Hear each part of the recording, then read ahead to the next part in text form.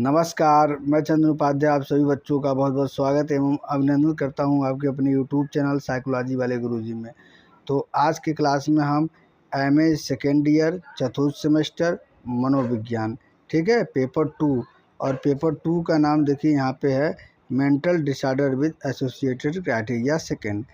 इसके अंतर्गत unit first, ठीक है, यूनिट फर्स्ट के जिस महत्वपूर्ण टॉपिक के बारे में बात करने वाले हैं उस टॉपिक का नाम है निद्रा जागरण विकार। इसको इंग्लिश में बोलते हैं स्लीप वेक डिसऑर्डर।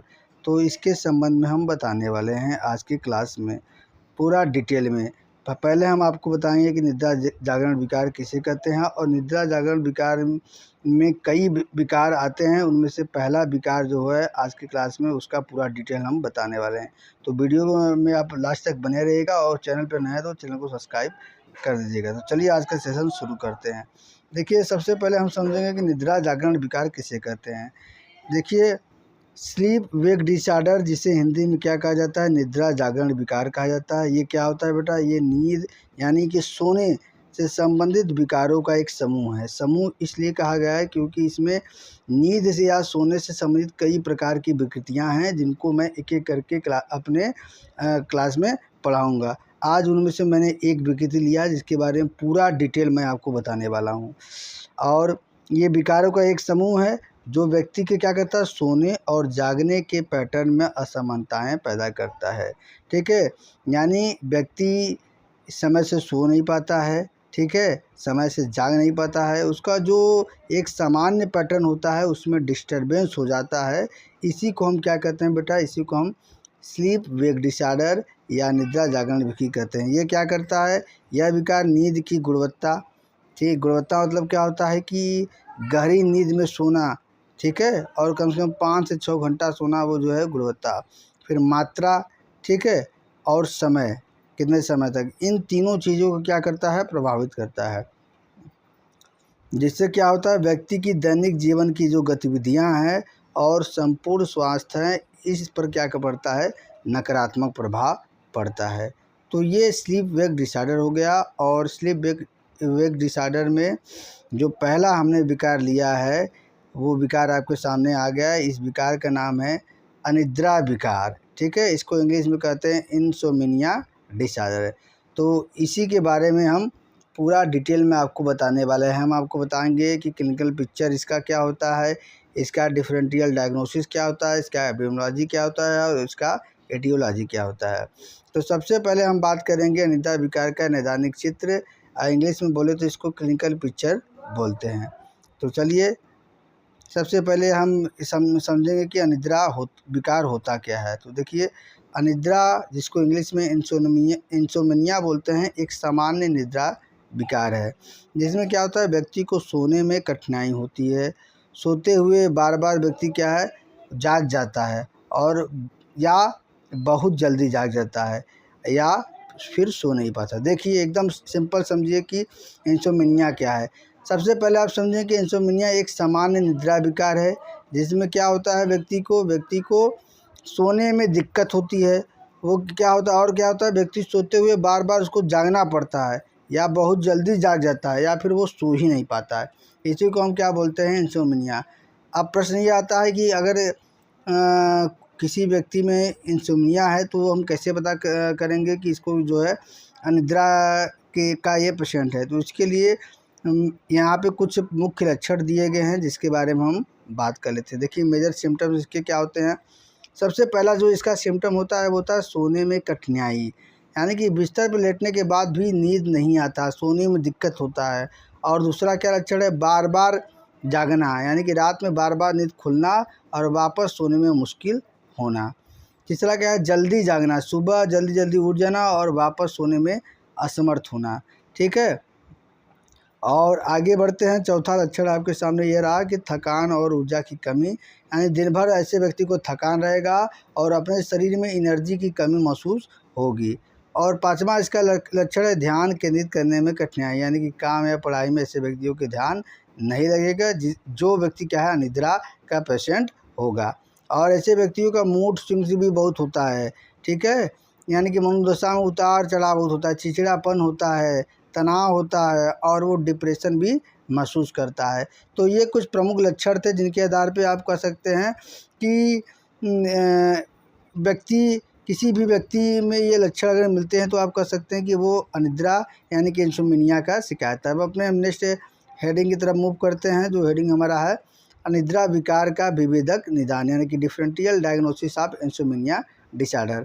अब ये विभेदक निदान क्या होता है इसको थोड़ा समझ लेते हैं, इसलिए हमने यहाँ पे इसकी परिभाषा बताइए। देखिए, विभेदक निदान का मतलब है कि विभिन्न संभावित रोगों की पहचान करना जो अनिद्रा जैसे लक्षण उत्पन्न कर सकते हैं।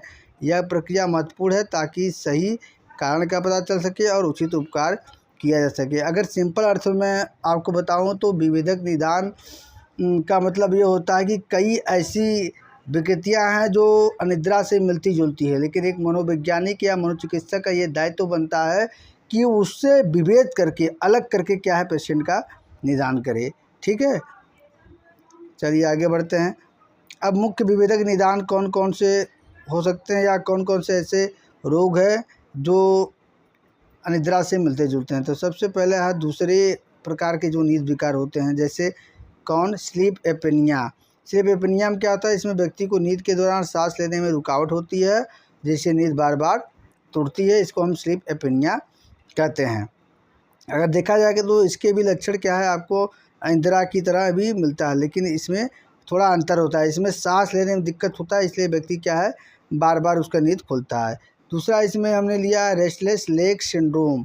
इसमें व्यक्ति को क्या होता है, पैरों में असहजता और हिलाने की अनियंत्रित इच्छा होती है जिससे नींद में बाधा होती है। इसमें भी नींद में बाधा होती है, लेकिन कैसे बाधा होती है, पैरों में जो होता है असहजता, अनकंफर्टेबल होता है और पैर को हिलाने की अनियंत्रित इच्छा, मतलब इच्छा नहीं होती है लेकिन पैर वो हिलाता है जिससे नींद में बाधा होता है। और अगला इसमें लिया है हमने क्या है, नार्कोलेप्सी। नार्कोलेप्सी क्या होता है, इसमें दिन के समय अत्यधिक नींद आता है और अचानक नींद के झोंके आ जाते हैं। मतलब कहीं भी व्यक्ति रहेगा खड़े खड़े उसको नींद का झोंका आ जाएगा, सोए सोए नींद का झोंका बैठे बैठे आ जाएगा और दिन में बहुत ज़्यादा आता है। ठीक है, और इसमें अब दूसरा जो है विभेदक निदान उसमें है मानसिक स्वास्थ्य विकार। मानसिक स्वास्थ्य विकार में भी लक्षण क्या है, मिलते जुलते हैं अनिद्रा की तरह, लेकिन उसमें क्या है विभेद करके मनोवैज्ञानिक या मनोचिकित्सक को इलाज करना चाहिए। इसमें हमने पहला लिया है, क्या लिया है, अवसाद यानी कि डिप्रेशन। जब आप डिप्रेशन में होते हैं तो क्या है उदासी, निराशा और थकान के साथ नींद की समस्या भी आपके अंदर बढ़ जाती हैं। ठीक है, आगे बढ़ते हैं हम। आगे है हमारा चिंता विकार, इसको एंग्जाइटी डिसऑर्डर कहते हैं। इसमें क्या होता है, अत्यधिक चिंता और तनाव के कारण भी कभी कभी आपने देखा होगा अगर किसी व्यक्ति को बहुत ज़्यादा चिंता होगा या बहुत ज़्यादा टेंशन होगा तो उससे भी नींद नहीं आता है, लेकिन इसको इंसोम्निया अनिद्रा हम नहीं बोलेंगे। अगला इसमें लिया हमने पोस्ट ट्रॉमेटिक स्ट्रेस डिसऑर्डर, जिसको शॉर्ट फॉर्म में PTSD बोलते हैं और हिंदी में इसको बोलते हैं उत्तर आघातीय तनाव विकार।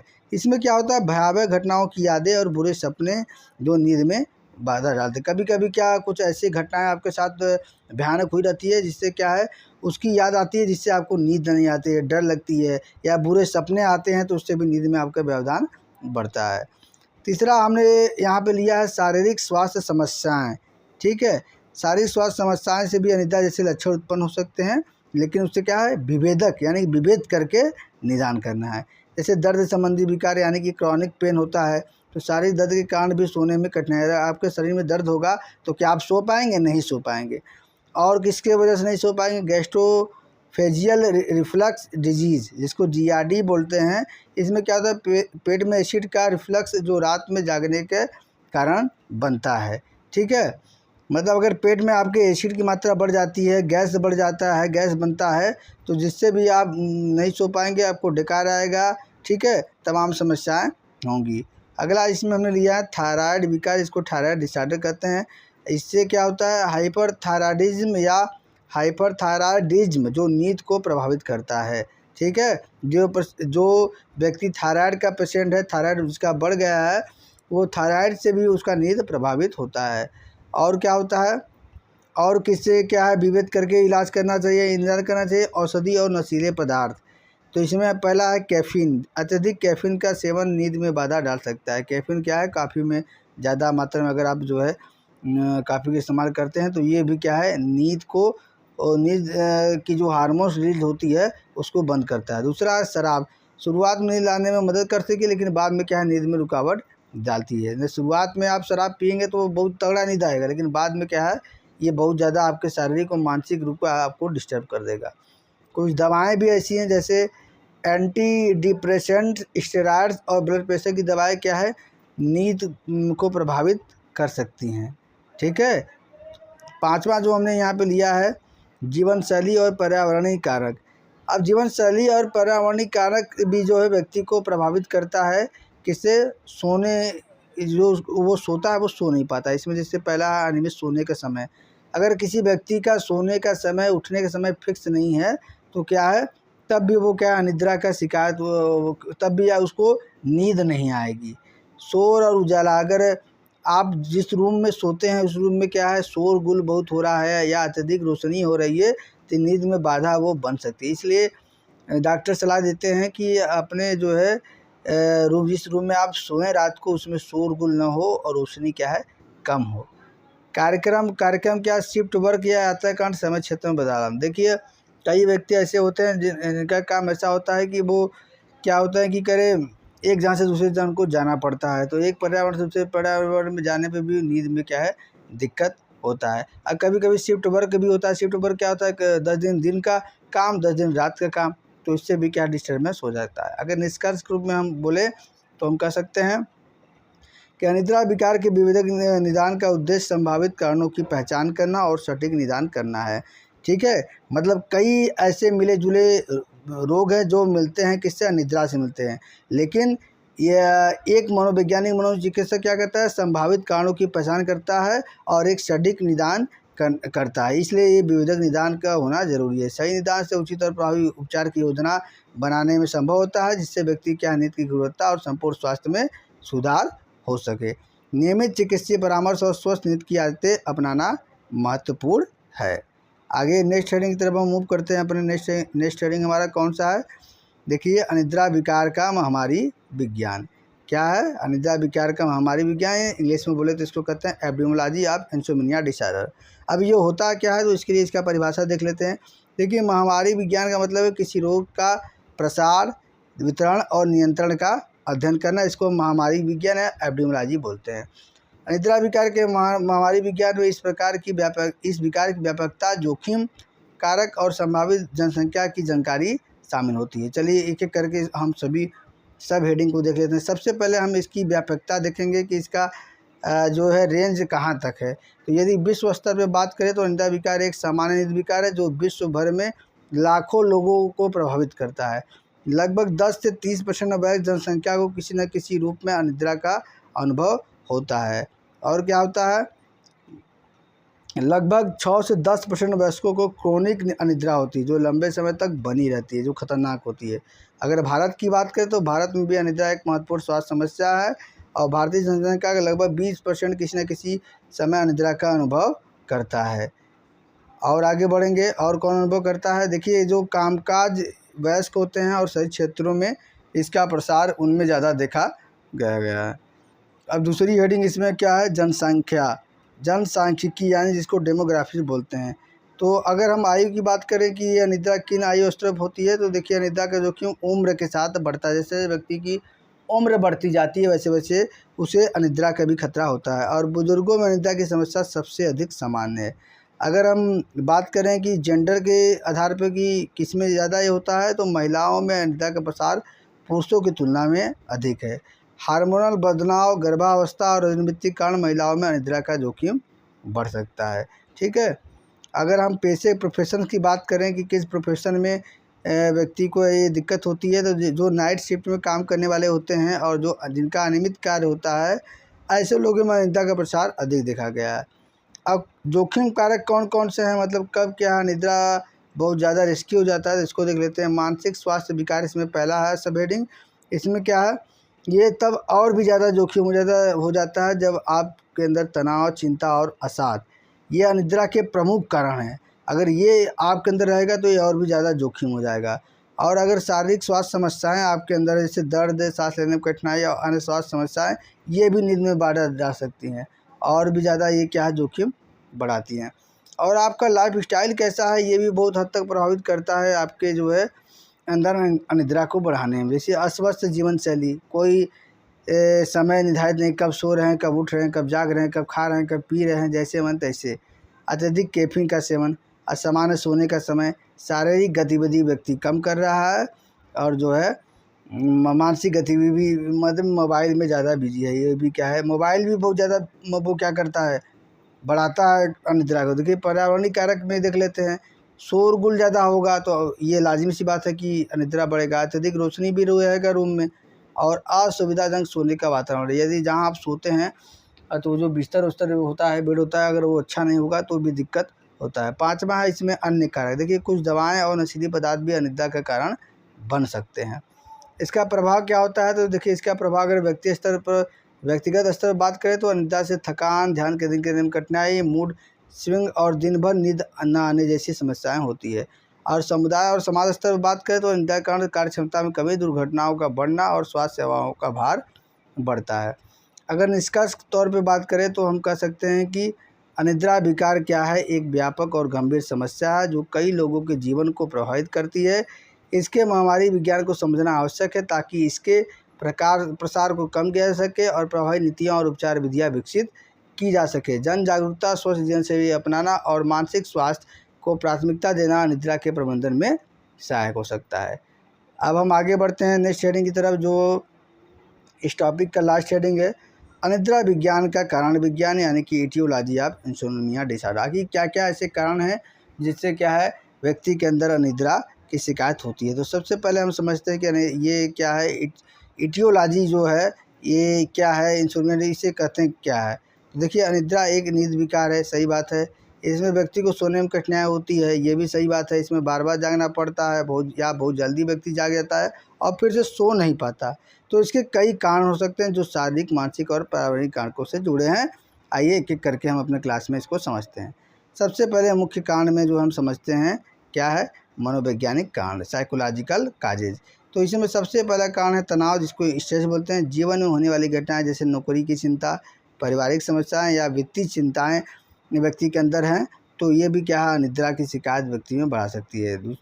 दूसरा इसमें हमने लिया सब चिंता विकार, इसको एंजाइटी डिसऑर्डर बोलते हैं।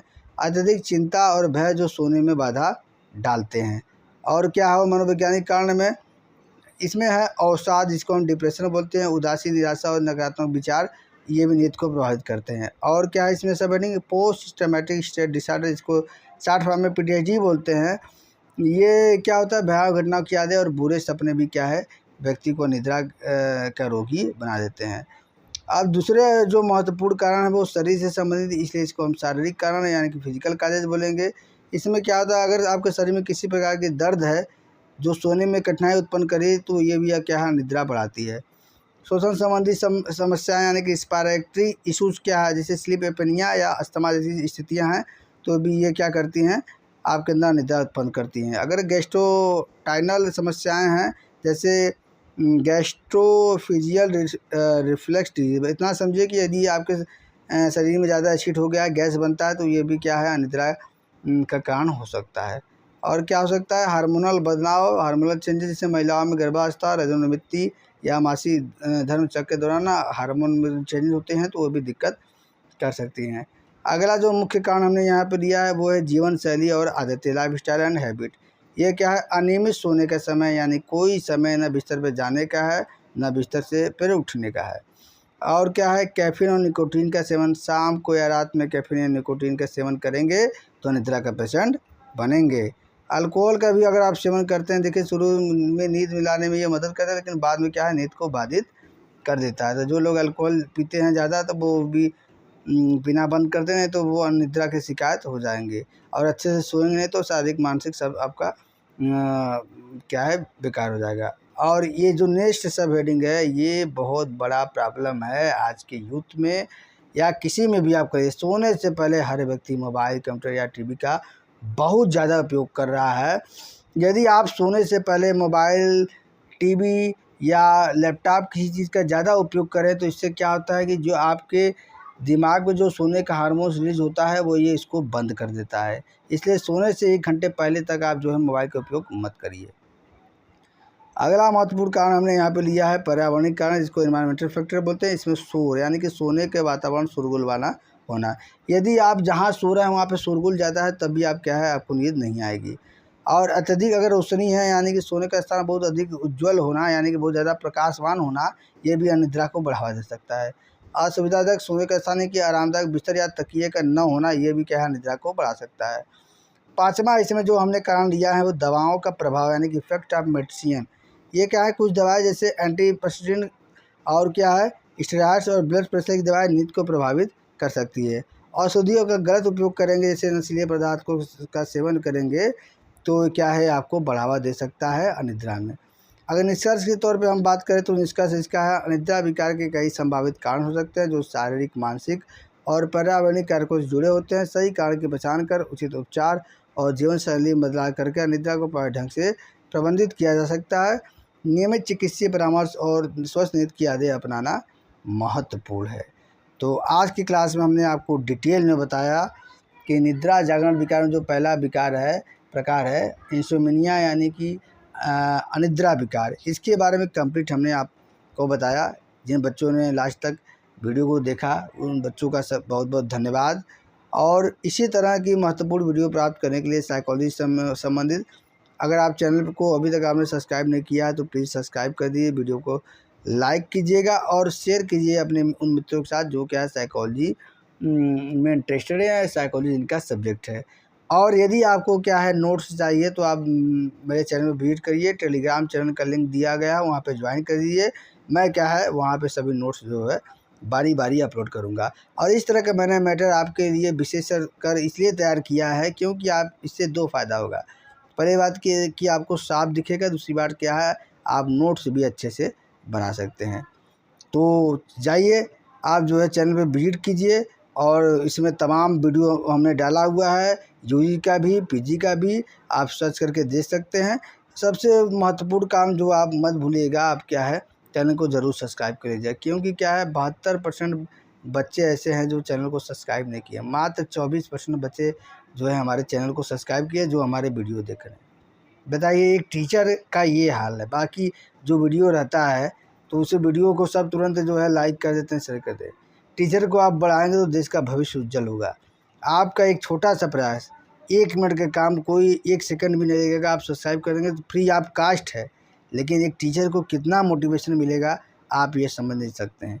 इसलिए अभी तक आपने अगर चैनल को सब्सक्राइब किया तो प्लीज़ सब्सक्राइब करके बेल नोटिफिकेशन को ऑन जरूर कीजिएगा। और आपका कोई भी सुझाव हो, कोई भी प्रश्न हो जो है आप क्या है कमेंट बॉक्स में निश्चित क्या है आप जो है कमेंट करिए, मैं उसका रिप्लाई जरूर करूँगा। चलिए आज का क्लास यहीं तक, मिलते हैं अपने नेक्स्ट क्लास में किसी नए टॉपिक के साथ।